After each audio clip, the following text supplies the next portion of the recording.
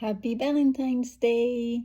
I personally don't like the commercialized part of this day, but I do love the fact that there's a day dedicated to love, one of my favorite things in life. And love, obviously romantic love, but I also mean love in all its other forms. Love for our children, love for our family, our friends, love for nature, love for life itself, and of course, love for ourselves.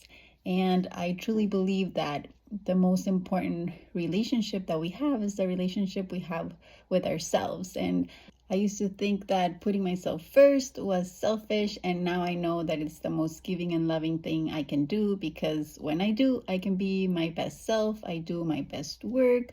I'm my most loving, patient, and kind mother, wife, and friend. And because I know life is busy for me and it's probably busy for you, I'm on a mission to create practices that will help you feel good and reset your day in less than 30 minutes.